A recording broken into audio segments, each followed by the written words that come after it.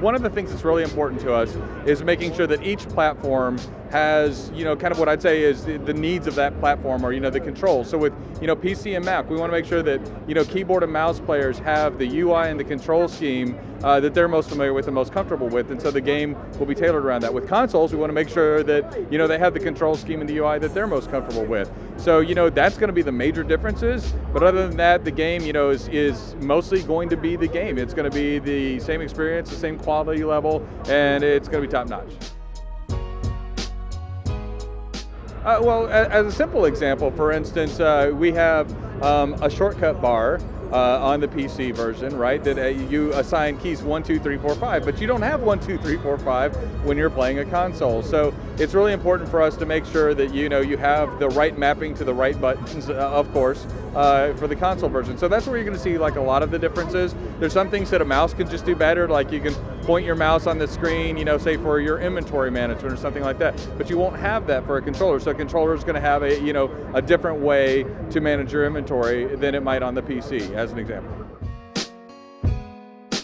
So for me personally, I'm actually a huge console gamer and PC gamer, right? Like, to me, it just depends on what I'll select. But I think the thing that excites me is the fact that we're getting out there to more people, right? This is what we really want to do, is just have a solid MMO experience on a console. And so I think the fact that both of the consoles and how powerful they are actually enable us to do that. For the first time, it's really easy. Easy is a relative term, but to take the game we're working on and be able to put those on those consoles in a way that's the graphics don't change. They look amazing and they're great, and so it's super exciting for us. So when we started out, third person was really important because you want to have situational awareness. In an MMO, you can have monsters, what we call spawn in behind you or just start behind you if another player had gone through and killed those before. And so you have to have situational awareness for those situations. And it's doubly true in PvP. You want to make sure that you can see all around you in a PvP situation. So at first, we wanted to make sure that we had those controls right and it felt good. Once we felt we had those controls right, then we could start looking at things like first person, which is an Elder Scrolls, hallmark.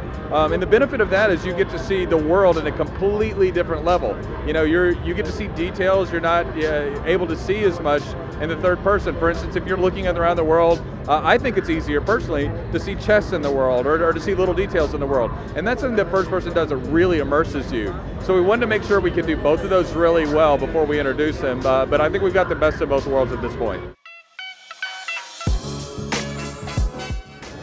When we started out the project, one of the things we looked at is what do we like about, Skyrim and Elder Scrolls, and there was a lot.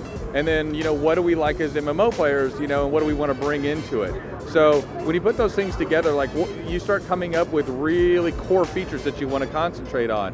For instance, really reactive and active combat versus, say, rotation-based combat or something like that. So that was kind of, as an example, one of the first things we looked at. We looked at immersiveness in the world and interactivity. Right, and kind of that clicky nature of, hey, I get to run around. Oh wait, there's bread over there. Okay, well I'm gonna go use it. Or I'm gonna go take that bread. Oh wait, there's a barrel over there. I can use that barrel. And it seems like such a small thing, but that interactivity that Skyrim brings is something that I think MMO players have really longed for.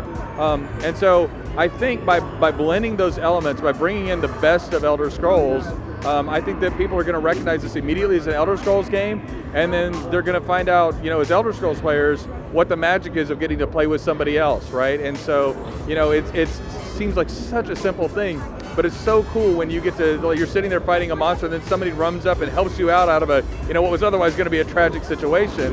And that spark, that little feeling is great. And so I think that's the special thing that we're bringing.